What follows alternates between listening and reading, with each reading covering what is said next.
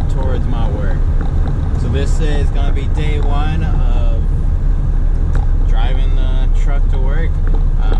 This is now my second week of having to go into work, so second week of commuting in this old 75 C10. So take you along through the process, show you any hiccups I have. I believe it's gonna rain tomorrow, so I'll get to drive in the rain in this and capture that. And yeah, I'll just kind of bring you along the process of what's it like driving this truck to work. It is an old truck. Right now we have some traffic, so just let's see. Can it be done? I'm sure it can be, but how comfortable and enjoyable is it? And I filled up with gas this past weekend, so once the week's done, I'll top it off again and calculate the fuel mileage that I get. So stay tuned. Let's get on over to work. And I found a GM parking only section, so this definitely fits in. Alright, we are heading home. There is some traffic. It is just after 5, so traffic time. There's definitely traffic on my route. And even in the mornings you saw a little bit of it, but it's overall not too bad. Nothing too bad to complain over. So it's 66 degrees right now. This morning it was cold enough to where I could see my own breath in the truck.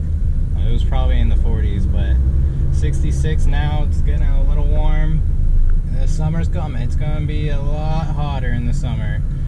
I just had the fan going, switched to AC. AC obviously does not work. No Freon in the system, but the fan blows. So, and it's stuck on a high. The knob is actually broke off.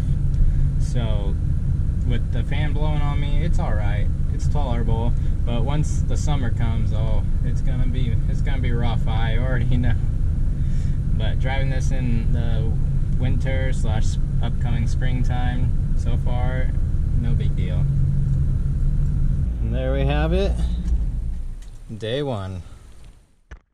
All right. Next day of driving to work, and it's of course raining.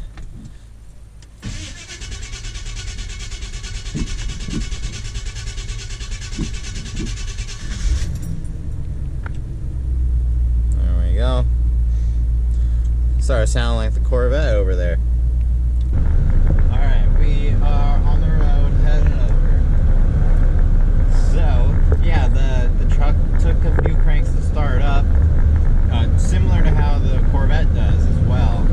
I wonder what that has to do with. This is twice now I've taken a quad jet off, put it back on, and this issue's happened. And I wonder, is it like a mechanical fuel pump thing where, because it seems like it just needs to build that fuel pressure and then it will dump it all in, as if there's no more gas inside of the carburetor, it all evaporated or whatever. So is that like a electronic fuel pump would solve that? I mean, I wouldn't really switch to that for that issue, but I don't know. But it's another chilly morning.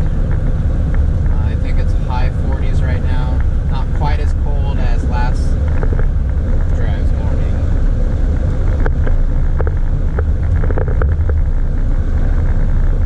And thankfully it's not like downpouring or anything, but the day is still young. It could be downpouring on the way home. Luckily the wipers in this truck actually work. I probably should replace them with better wipers, because mostly they just spear the rain around, but they work. They're good enough for now. It's not like I have to drive far anyways. Here we are coming up to a roundabout, and we're gonna notice quite a bit of some body sway, some rolling. Luckily we're going at a real slow, reasonable speed. But man, it really throws you around in here. And that brings me to something I'm really noticing that this truck could use is some suspension. All the shocks, front shock shocks are worn out. I don't know, do leaf springs get worn out? They probably do in the rear, but mainly in the front, you can just feel it sway. But if I do the front shocks, then I might as well do a little suspension drop. Honestly, I was thinking maybe just cut one coil off the springs, be budget, and it would give me the drop that I would care for. I don't really want to go anything more than that. Or I could look into spending extra money on some nicer quality lowering springs. But I was thinking that if I did just cut a spring off, you know, that would make the ride a little bit stiffer. Maybe that would help. And then especially put it with pair with newer shocks. Maybe that would actually be a good thing. I know a lot of people aren't fans of cutting springs, but it seems like on the older vehicles, the classics, people are more open to it. So here we are again. This time we're just off the full line, so we definitely use some gas. I'm really interested to see how much our fuel mileage is, but let's go work and then we'll drive back home. It is time to go home. And luckily it's not raining. It might start raining soon though, so I'm trying to hurry.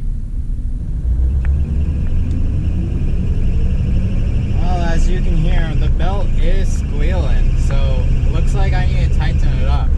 I mean, unless it's too tight, but I doubt it. It probably needs to be tightened up. It's squealing a lot more than it normally would.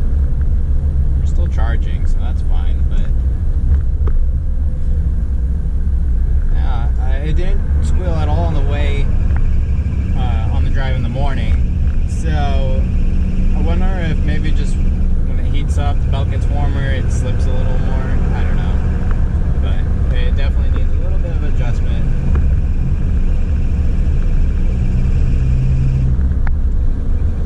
It's squealing pretty bad too.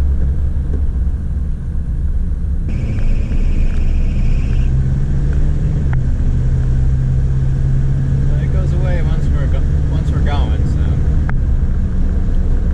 So I'm leaving a little earlier today than I did last time, and in doing so I skipped all the major traffic, so we're not going to have that traffic on the way. Last time, you know, my commute is about 20 minutes, and last time it was almost 40 minutes just due to the traffic. So that is what it is, but we're gonna be home in about 20 minutes. We really beat the traffic this time.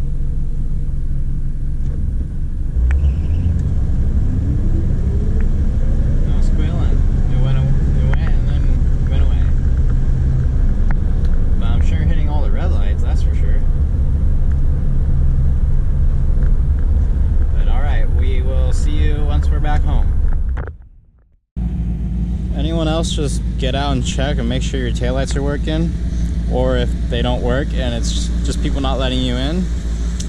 Yeah. But we are home. Another successful day. So we just did our first week of daily driving this to work, commuting to work and back. I am a hybrid worker, so obviously I don't drive as much as most people. And obviously I don't drive this everywhere, since I do have other cars like my wife's car. But we're driving this. We drove for a week, did pretty good. Gonna get back to you at the end of the week, like on Saturday, where we'll go fill this up and we will see how much fuel mileage this truck gets. Alright, just got back from filling this truck up with gas. Let me show you my notes here. So I'm tracking how many miles I've driven since I filled it up. Same thing I do with my Corvette, although I haven't driven the Corvette as much, so I haven't been able to test this fuel mileage yet. But tracked all the miles that I've driven this week, and that totaled up to 59 miles with my commute and then just various other things. So let's take in 59 divided by how many gallons it just took. 5.145 gallons to fill up. It equals, and there we go. So this truck is getting 11.47 miles per gallon, doing city driving, stop and go, no highway at all, which honestly is not that bad for short little trips out of this small block 350 in a C10. I think that's actually about on par where it should be. So be interesting to see what this gets on the highway, but honestly I don't drive on the highway, so that is what it is. But now I can keep track of my fuel mileage a lot easier and calculate how many miles I go before empty. Although gas gauge does work in this truck, so probably don't need to do any calculations like that. But that's gonna be it. Thank you for watching this week drive in the truck. I'll see you in the next one.